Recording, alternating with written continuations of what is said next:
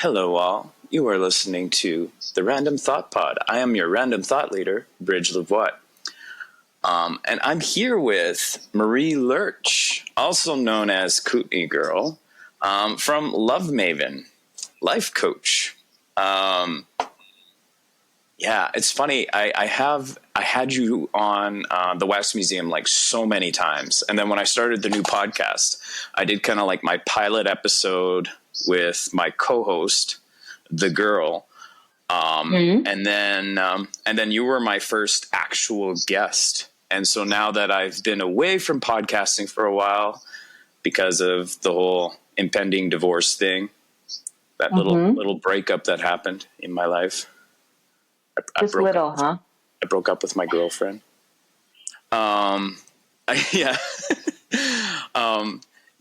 I kind of took this hiatus. And so like, I think when you were on the podcast last, we talked about internal family systems, and a lot has gone down since then.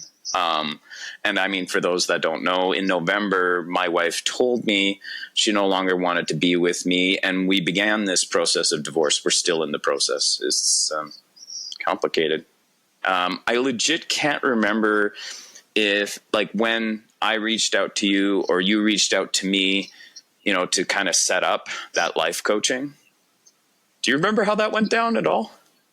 Yeah, I do kind of. I remember that you messaged me one day and you just said your life was blowing up. And I said, okay, it looks like we need to have a chat.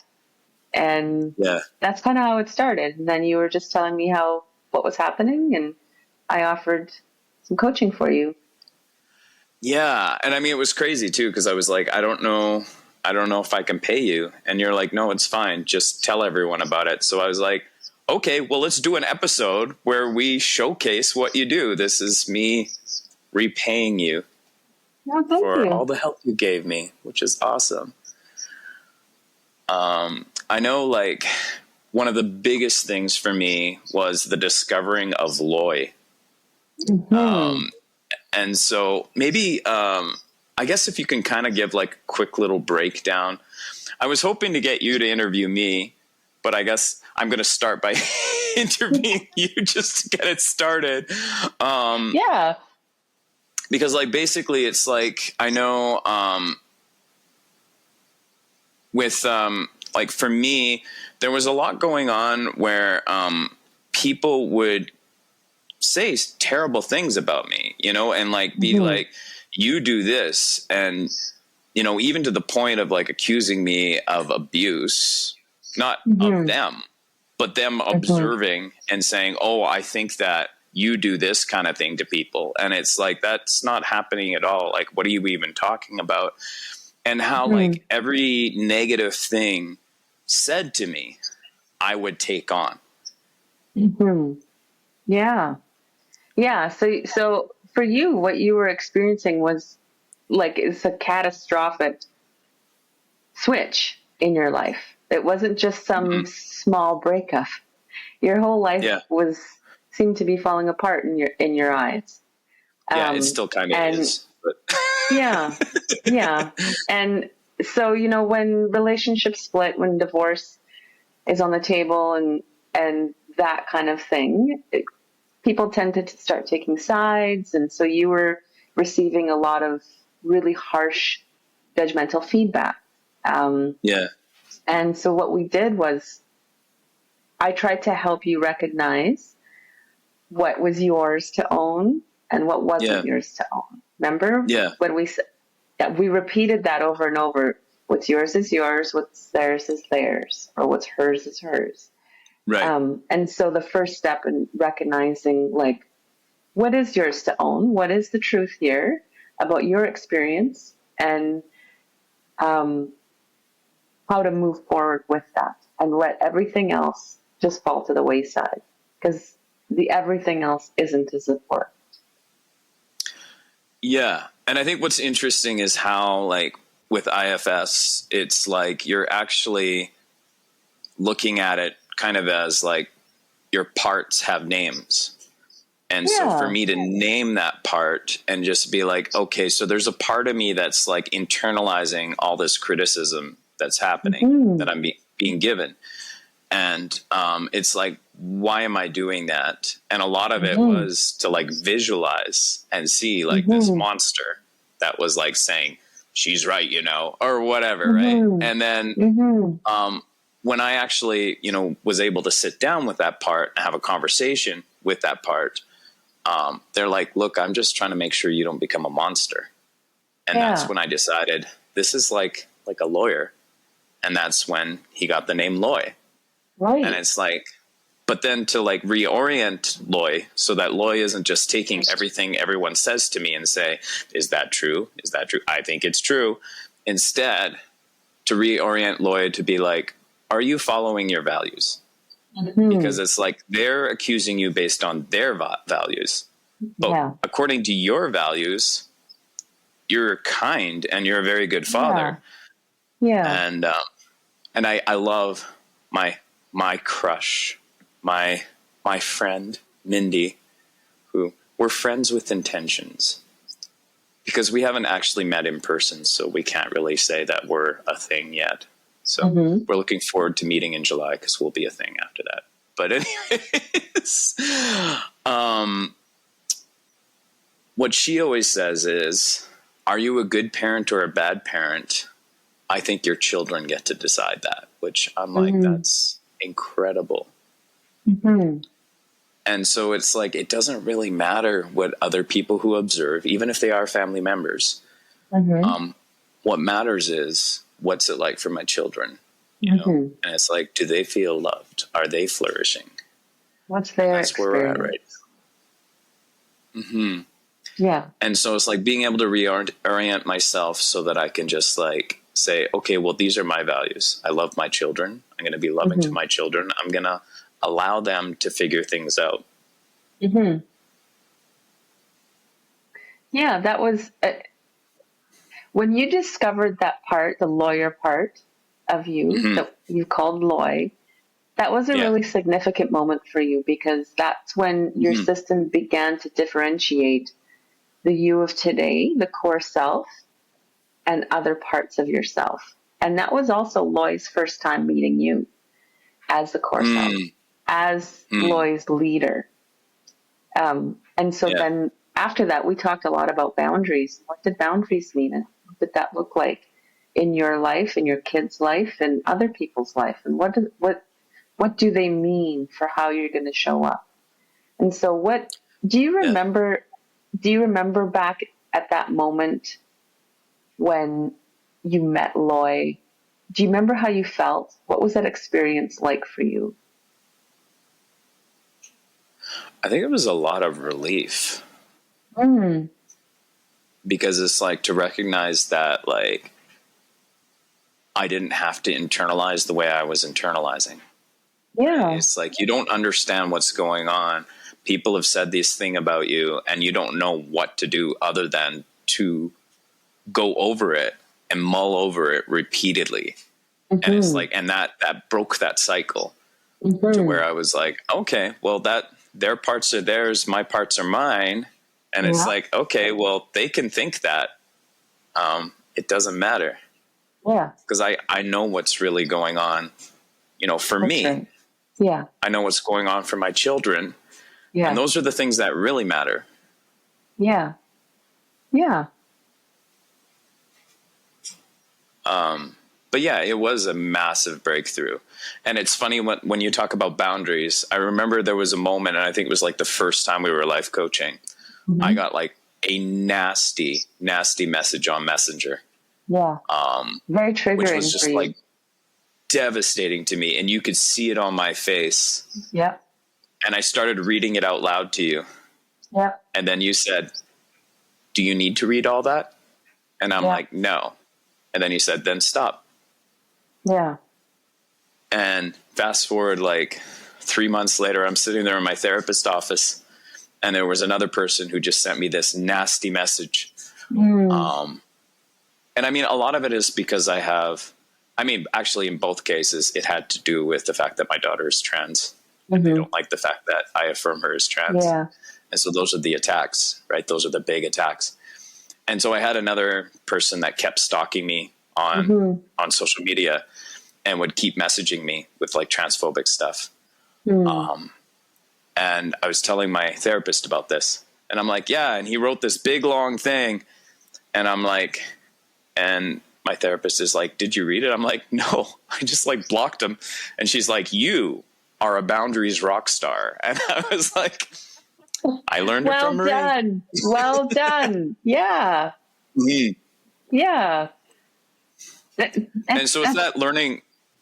Yeah. That learning not to internalize is massive, because I couldn't survive if I was internalizing every negative thing a person would say to me. Yeah. And the awareness that, so your lawyer part was looking outward for how you should be, who you should be. And the moment where you two met and you were able to help them make that switch to now looking for you for leadership and guidance, like that's a really huge step to take. And can you tell me a little bit more about what that did in your system? Like what kind of strategies from then did you start to develop fresh in how to cope with your day-to-day life? Well, I think in my day-to-day now is just kind of like, I'll have an interaction with someone and I'll be like, yeah, that was too much. Like that was just too much. Like, I'm like, this person kept saying, no, that's easy. And I'm like, no, actually it's hard. And you think it's easy. Yeah, we're not going to do coffee for a while, because it's like, there's just people that want to kind of enforce a mindset on me or give me solutions that I can't follow.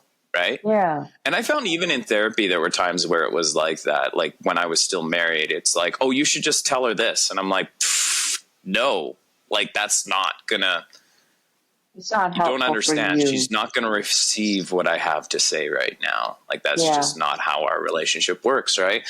Yeah. And so there was just a lot of that. And so I've been, and it's kind of funny because I've thought a lot about how, it's like I'm living with limited resources right now, like it's like I only have so much bandwidth. So I'm like, so what am I going to do with it? And this was like part of too why, like with therapy, it's like every time I went to see my therapist, she's like, okay, so what are we going to talk about next time? And I'm like, I don't know. Like my life's going to totally change in 2 weeks. Like every 2 weeks, my life completely changes. So I'm like, I don't know what we're going to talk about next time. And I remember watching like a TikTok where somebody said, you don't have to see your therapist every week. And I'm like, whoa, what? Really? It's not like the chiropractor where you have to go every week and you're not sure if you'll ever stop going. And so with the therapist, it's like kind of the last conversation we had about like what I need. I was like, well, my problem is like, I don't like how drained I am, like how I want to have more emotional bandwidth. And I'm like, because it's like, I have to take myself off of social media periodically because I can't handle the conflict. And she looks at me and she's like, so seriously, you want to have enough emotional bandwidth that you can argue with strangers on the internet? And I'm like, well, that's silly, right? And she's like, you're going through a lot. You're going to have a limited emotional bandwidth. And I'm like, oh. And it's okay. And so understanding I have limited resources, and I'm going to have limited resources for a while. Like it's just the way my life is right now. So I'm adapting to that.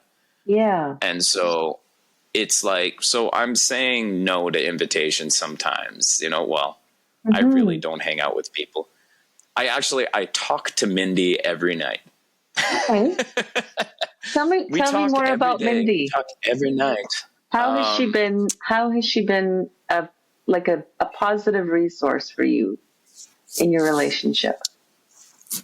I think like our relationship is, in such a way that we listen to each other and we hear each other out. Yeah. And we're not prone to give poor advice, here's a solution to your problem. This is what you should do. Right. Like, it's like, we just we hear each other out. And a lot of times it's just like, that's hard. Sending hugs, like it's like, yeah. And so we give each other space and we give each other encouragement. And I think like it was, got married at 22. And it's like, it's the entire thing was very much a purity culture thing from my standpoint. I was like, we have to get married. Okay. Better than to burn with passion was the scripture. Right. I was following.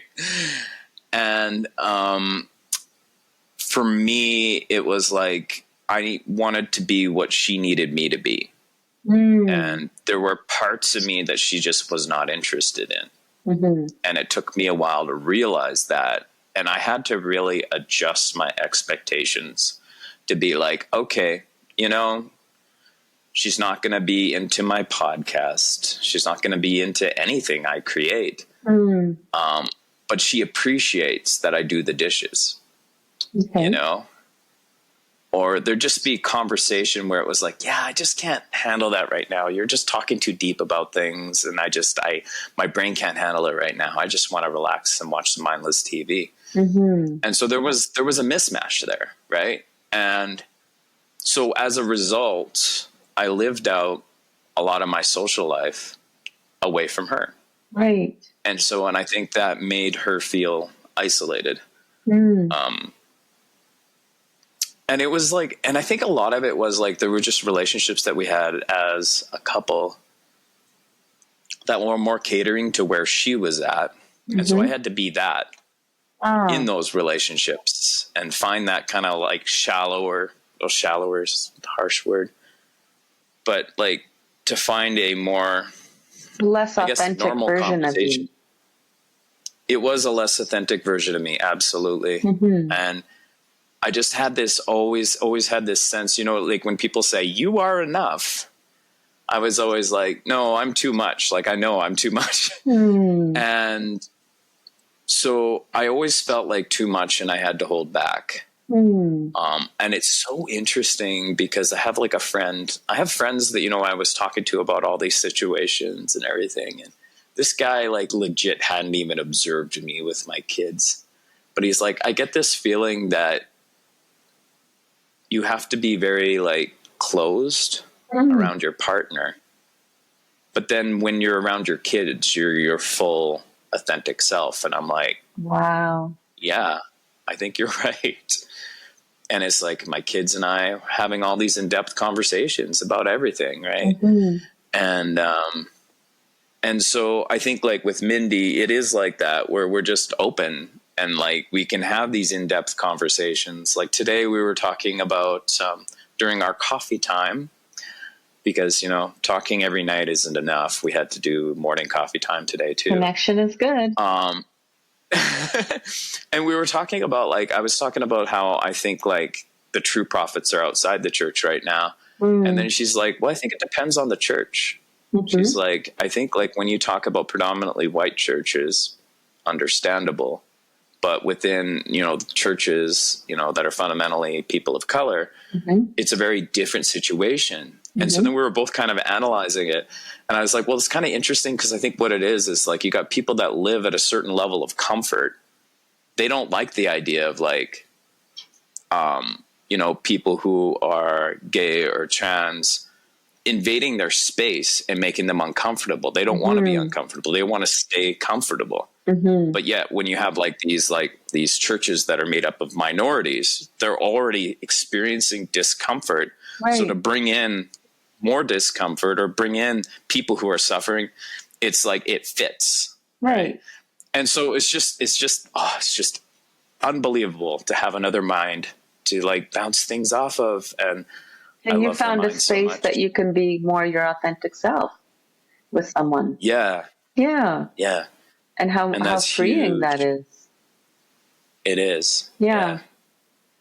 When you're communicating back and forth and you're holding space for each other without judgment and you're letting each other be your own person, making your own decisions, not having to measure up in any kind of way, but still being the captain of your own ship, then you're co-equals, right? Yeah. Yes. And I love the concept of being co-equals. Like, I'm like, this is incredible. And I think, the other thing too is like, I love that every Thursday she's like, it's therapy Thursday. I'm going to go see my therapist. And she'll announce it on Twitter all the time and everything. And she was talking about like how she was able to kind of like through therapy talk about like how both she and I are like, we're complete people. Like, we're able to say like that, like we could live our lives on our own, mm-hmm. but we come together and it's like we can function together, but it's not like we're like leaning on each other, mm-hmm. like in an unhealthy manner. Like, it's just, this is kind of, it's mm-hmm. a life enhancement to be together. Yeah. So I love that. So would it be okay if I make an observation? Make an observation. Between the two then? So, mm-hmm. In your marriage, you showed up, you felt like you had to show up in a way that wasn't true to yourself, that you had mm-hmm. to perform a certain way and mm-hmm. Put a lot of what you thought was important on the back burner. Right? Yeah. So, and being able to have those deep conversations, a lot of the times you felt like there was just no room for you. You were too much. Those were words that you've used. Yeah. So in your new relationship, now there's plenty of room to be who you are. There's plenty of room to share and be real and be authentic and show up as a support for her also. So it's important to recognize that space of authenticity is the perfect picture of what it is with core self and your parts. Right? So, there's no fear in showing up as who you are. You're not too much. You're honoring your system. You're honoring the past that you've come from. You're honoring life choices that you've made, mistakes that you've made even, and you're just showing up as a human being, wanting to do your best and not getting judged for it, not having condemnation come your way. So you feel that freedom with Mindy. And that's a beautiful thing. Yeah. And that's also what your parts experience with core self. You feel the freedom to be heard, to be authentic, to let their story be told, because you listen without judgment. You listen with curiosity. You hold that space with them, the same way that you and Mindy do with each other. Excuse me. And now that you're experiencing that, isn't that such a powerful space to live out of? It is. Yeah. And it's like finding kind of that, like to be able to kind of step back to, it's like when things get overwhelming to be like, okay, I'm going to step back now. Yeah. And like kind of do my breathing exercises and center myself again. And then just be like, okay, like, and I think part of it too, and I think I did a TikTok on this. I do a TikTok about a lot of things, but I remember when I took like the grade 12 physics exam in BC when I was at the final exam.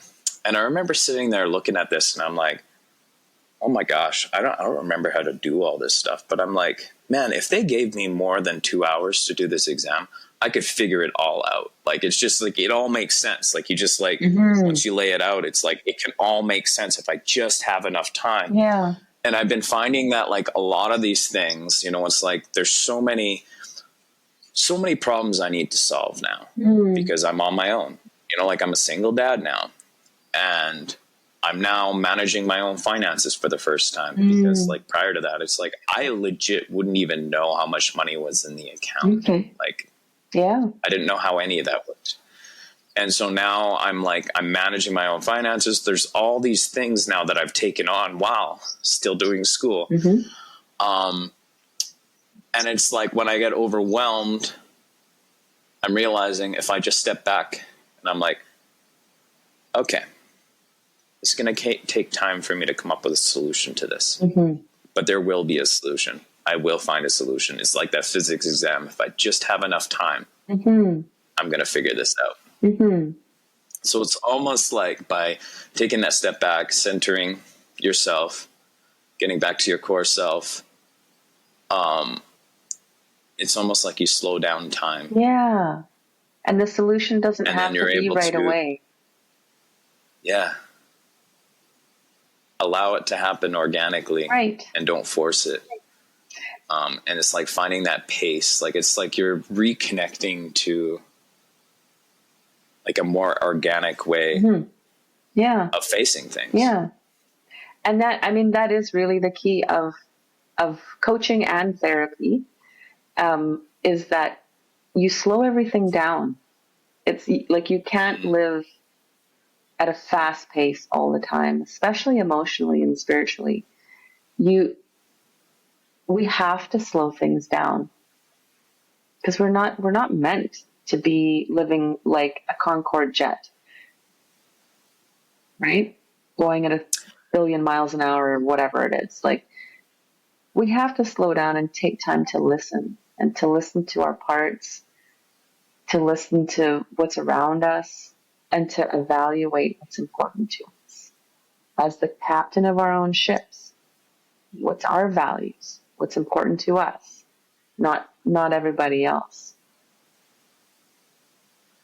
Well, it's like also paying attention to what's going on in your own body. Yeah. Right? Like it's like, okay, so like I like, and I think a lot of it is getting away from a lot of that kind of like religious conditioning, mm-hmm. where it's like the heart is deceitful above all else, mm-hmm. and being able to be like, okay, so what is happening? Why do I feel this way in my stomach? Yeah. I don't feel right about this. Yeah. And like trusting your intuition a little more.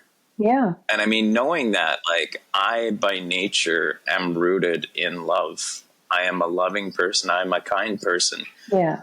So I can trust my intuition because I don't have the wrong motivations. Mm-hmm. Like it's, as much as people want to teach you, you have the wrong motivations and you're born with the wrong motivations. It's like, my nature is love. Mm-hmm.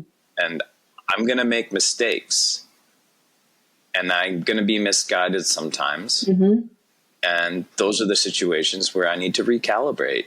Right. Yeah. And it's like, and face up to where I've hurt people and then figure out how I'm going to do better. Yeah. In IFS terms, we could say those are situations where you let your parts lead and not your core self. Yes. Right. Yeah. And when we let our parts lead, it's never good. Even the parts that want to love hardcore, even those parts, when we let them lead, it doesn't turn out good, because then we become codependent, and our codependent part comes in. Yeah. And, when our parts are leading, we want to have our core self in leadership. We want that perspective that's just above everything, that meta perspective. We can see and understand the whole picture, not just the one part of it. It's interesting, like the core self. Like I have a friend who is more like on the pagan end of things, mm-hmm. and does like, what do you call it? Tarot cards, card readings, esoteric stuff. And, yeah. Mm-hmm. And she talks about how like her goal in all of it is to help people connect with their higher self, which sounds like core self. Mm-hmm. And then if you look at different religious traditions too, like even within Christianity, you could look at it and say, well, that's the same thing as allowing the Holy Spirit to lead. Like I see them all as the same thing. It's like if we were created by a being who is love and we're created in the image of love, then our core self will be love. And I'm like, that's a beautiful thing. And it's like, so getting back to that core self. Yeah, getting back to the Christian would say getting back to the garden. And what what I actually find really fascinating to do now in my head is, as you were talking about, like trying to have the perspective of like, they're all trying to say the same thing. They're just explaining it differently. They're using different terms. Yeah. And everybody comes from such a different experience and background.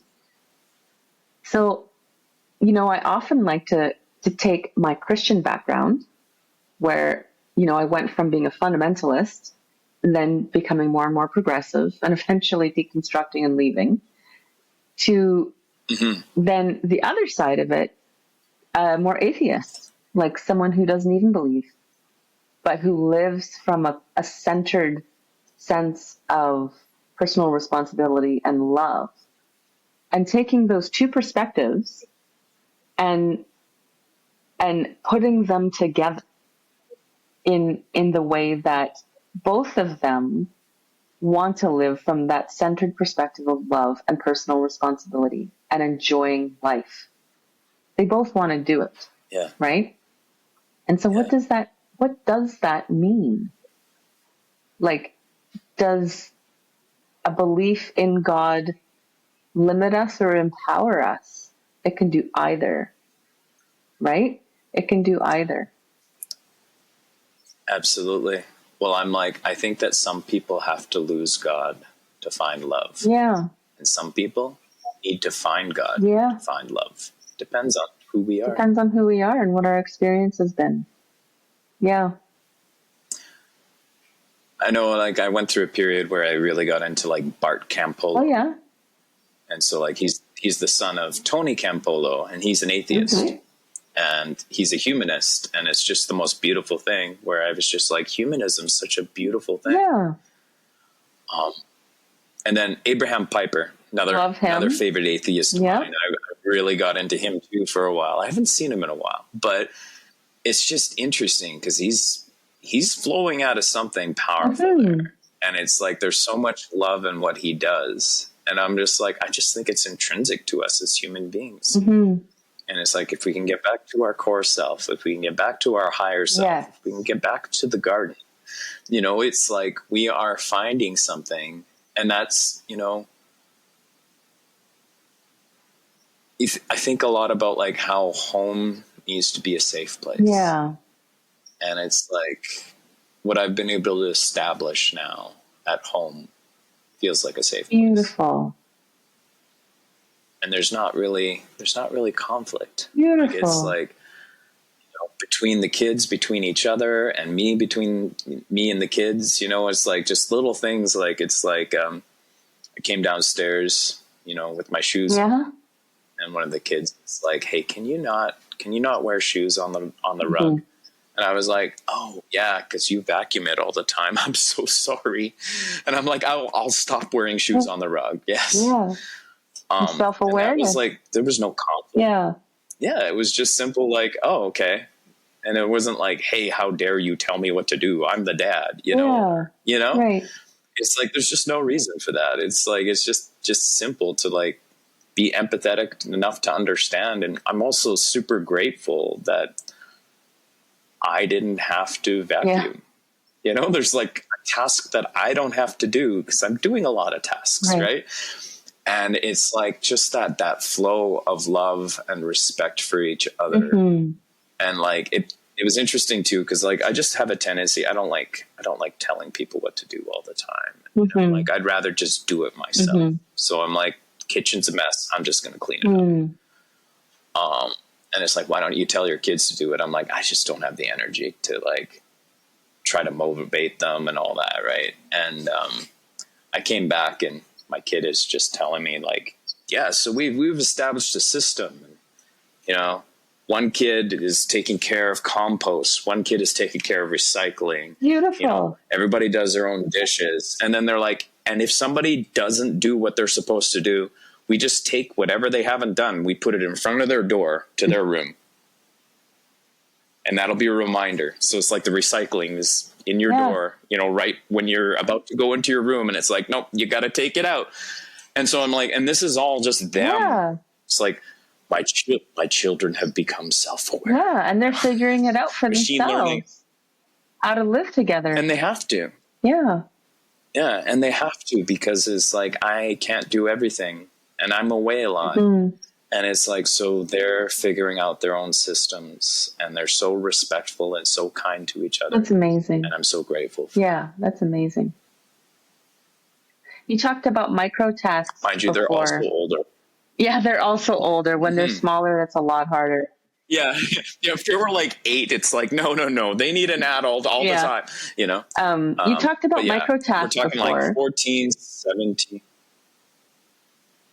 Sorry, 14, 17, and 20. Okay. Micro tasks. That's how, because your life it's very full. You have a lot going on.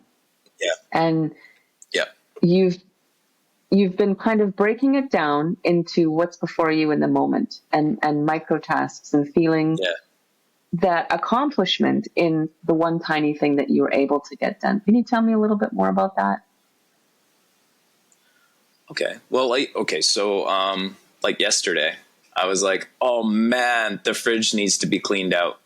Last time I went to clean out the fridge, I like pulled everything out and cleaned every shelf. And then by the time I got like 2/3 through, I just completely ran out of gas, right? I'm just like, I can't. And so like allowing myself the grace to be like, okay, what absolutely has to be done here? And so I was like, okay, well, fruits and vegetables, those may be expired. Those may get stinky. Okay. So I pulled out all the expired and stinky stuff. And then I did the wiping of anything I saw visible. Yeah. And I did that. And it took me like 5 minutes to do the whole task. And I'm like, that's just all I can do right now. And it's still functional. Yeah. I'm slowly in my closet starting to figure out what needs to go to Goodwill.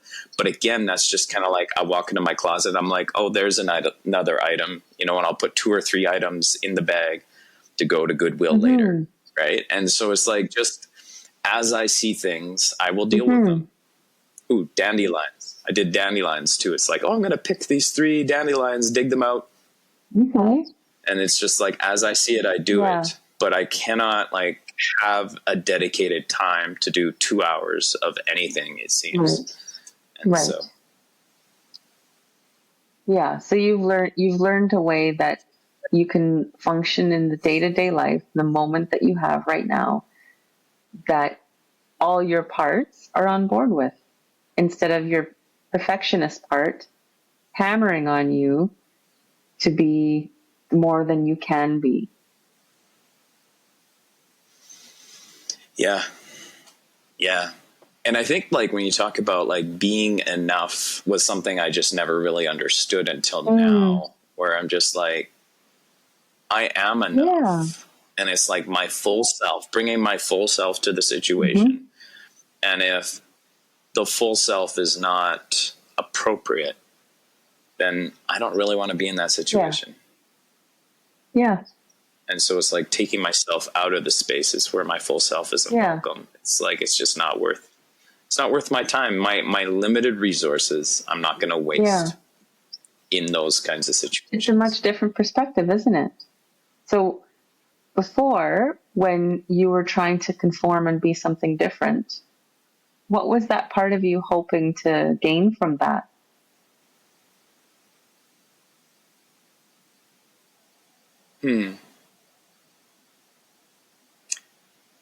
It must have been acceptance.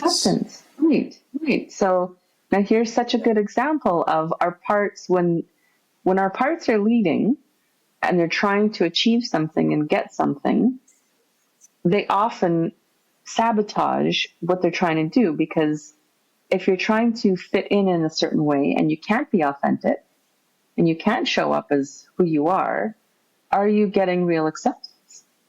You're not. Right? No. So now it's partial acceptance. There's like a part of me that they accept, but it's not my full self. That's right. And so now that your core self has taken some leadership and you've had some more awareness come on board for you, and now you're showing up more authentically, you're choosing in a way that honors you more in your system on where you should spend your time, and you're getting the acceptance that you crave. in those spaces that you're choosing. Yeah, it's bringing the right people into my life, right. which is mainly Mindy. Yeah. She's my people. She's a wonderful part of you in your life. Yeah. And it's like, and I think, there's a lot of encouragement too, where she's like, I know you're going to find a solution. You always do. And I'm like, yeah, you're right. I do always. Yeah. Yeah. It was funny. My youngest said to me, Dad, you're really clever. And I was like, I'm pretty sure that's something Mindy just said about me too. Can you say that? And I was like, I've just say never that again. It froze. Been recognized. It froze. Say it again. Said, Dad, you're very clever. And I was like, that's such an, and she's like, I never used that term, and I know like that was something that Mindy had kind of alluded to too. And it's incredible. And I think my kids are a huge support network for me too.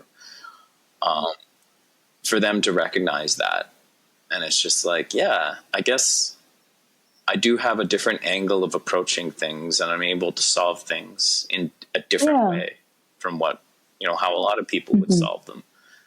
And it's like, and I'm able to lean into that because I'm not, I leaned on my ex's wisdom on a lot of things, and I trust her wisdom on a lot of things. And I think when you get into a relationship where, there's, I don't know how to say this nicely, where there's more control, from a partner. I think what it is you kind of get to a point where you're just like, well, I just don't want to make that decision anyways. Right. And so you get used to the fact that it's like, oh, we're going here for dinner. Okay. Right. And you just you adapt, because I'm very adaptable. I'm a very adaptable person.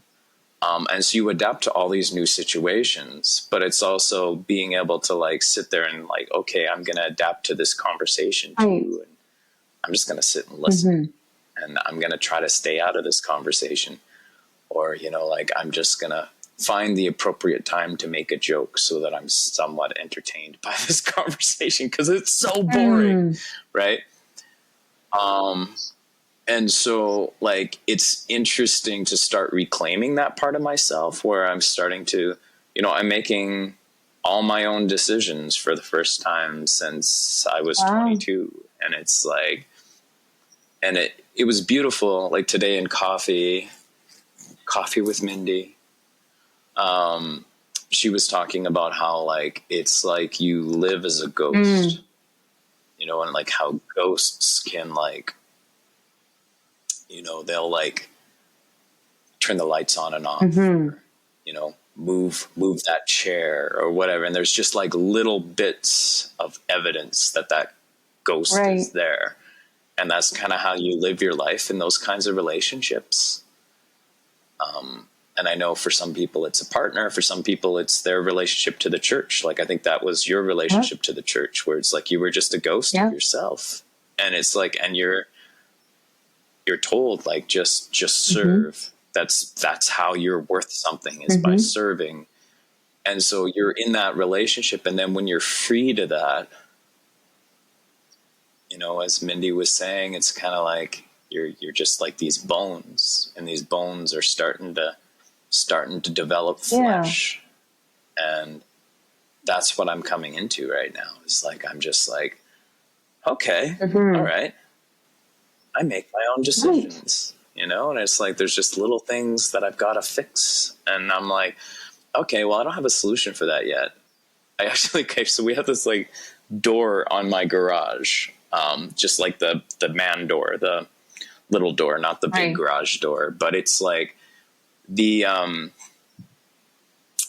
little metal piece on the latch where your latch connects, right? With the hole.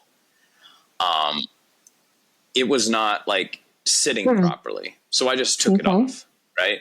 And that wood eventually got worn out so much that like, it doesn't even latch anymore. And I'm like, again, micro task. I got to do school today. I can't solve this, but the wind keeps blowing it open. So I was like, all right. I found this like pizza box, Little Caesars pizza box. Shout out to Little Caesars. It's our sponsor today. And I took this pizza box and I wedged it between the door and the door frame, and the door stayed closed. And I'm like, this is a dumb solution, but it's going to work for now. And I kept thinking about it. I'm like, how do I solve this? Because it's like, it's stripped. You can't put in that metal plate. And the wood is completely worn out there. And I'm like, I don't know how I fix this. I contacted like the handyman, because I have this handyman that I've used. And they're like, yeah, our rates have changed though. It's $135 an hour to start. And I'm like, yeah, and you're going to charge a minimum of an hour, right? And they're like, yeah. And I'm like, $135 to fix that. I'm like, I don't know if I need a whole new door frame or what. Like the wood is gone. But I'm like, you could maybe put in a piece of wood that's just that piece. Like, I don't know. I don't know how you solve it. Anyways, so I'm like, I spent some time on Google. I can't even remember what I Googled, but it was like a couple days ago. All of a sudden, I Googled it the right way to find out that on Amazon, there's a plate, but the plate is like really long and it's got like a hole in it. And there's like 3 screws on the top and 3 screws on the bottom. And I'm like, well, that's going to stay. And so I just installed it last night and it's fixed. And I'm like, well done. And it's like, given enough time. Yeah. Given enough time. I have one more question for you. What time do we have to wrap up soon? Are we an hour or what? So one more. Probably, one more question for you. Yeah. And I think that this is an important question. And you might not even have an answer, but for me, deconstructing and leaving the church was one of the biggest lessons that I've ever learned about boundaries. Remember your therapist called you the boundary rock star? So that was one of the biggest boundaries ways that I learned how to do boundaries better. So now that you have left a relationship where you gave yourself away for free all the time to conform and be someone who you weren't, how will you not give yourself away when you really don't want to anymore?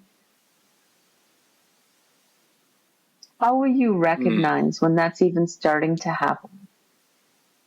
When that part of you begins leading instead of your core self? Well, I think about like when I was 22.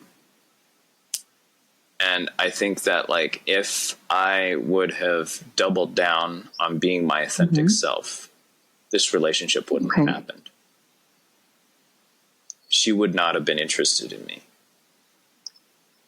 And so like even, within my work, at the workplace, it's like I'm still very me. And I think I'm finding that like even I'm actually noticing myself where like I, get into conversation with people at work and I'm learning there are people I want to talk to and there are people I don't want to talk to. And I no longer talk to the people I don't want to talk to. I'm not going to spend my time trying to get into that space and try to get them to enjoy my presence. I'm just like, yeah, wow, John really keeps to himself. And it's like, yeah, I do when it's people like that. But the people that I love to talk to, I'm going to talk to them.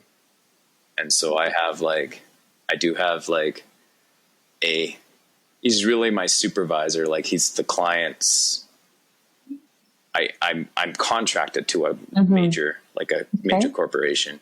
And the guy that supervises, like we have just the most, like the best in-depth conversations. And he's got the most beautiful insights. Like one of my favorite things he said, he's like, if I ever have children, he's like, I'm going to tell them, don't get into a long-term relationship until you're 25. And he's like, but if you meet someone on the way to 25, don't pass up that opportunity. Okay. And I was like, there's so much wisdom in that. And so like, I like wise people, and I'm going to spend time with wise people, and people that don't have a whole lot to contribute.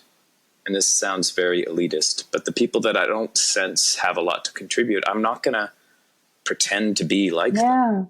Like, I'm just going to be like, okay, well, if they want to talk to me, I'm not going to be rude, but I'm not going to go out of my way to have conversations with people that I don't feel like we're getting to the depth that I like to live at. Yeah. And can you see how that's actually a gift for them? It's a gift for them to not have the fake self. Yeah. It is a real gift to them. Yeah.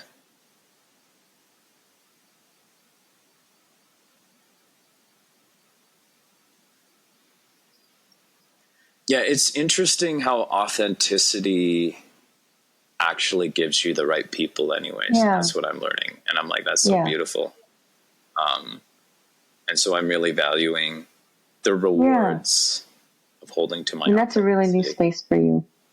And it is setting those boundaries where I'm just like, okay, well, sorry, I'm not going to pretend. I'm done pretending. I like being really me. There's a lot of freedom that comes with that. I love.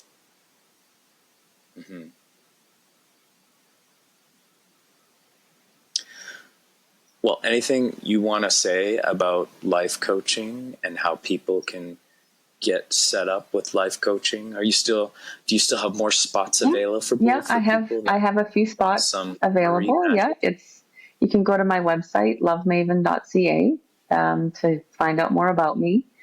I'm on Twitter, Kootenaygirl69, and Facebook, Marie Lerch. Yeah. So lots of ways to contact me. And yeah, I do primarily IFS life coaching. So I use that model to help you distill what's happening in your life right now, and help bring more clarity and help you slow down a little bit to be able to see things better that way. And yeah, so. I love so much, how I've seen you be able to just like fully be you. And it's like when we first started out, you were Kootenaygirl, and it was like, well, maybe you can use my first name. And I'm like, okay.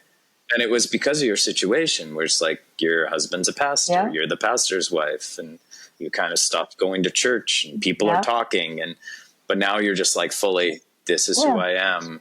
And even your Facebook now is open for you to be, give that full expression. And I just think that's so beautiful. Thank you. I'm really happy for you. Thank you. Yeah, it's a very new space for me, and it's amazing. It really is. It's awesome.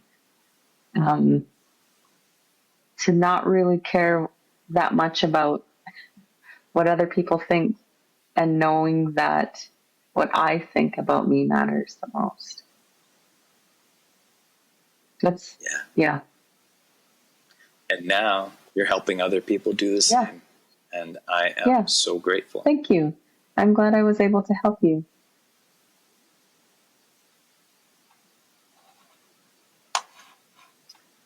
Well, I think that's it. John, this was really wonderful.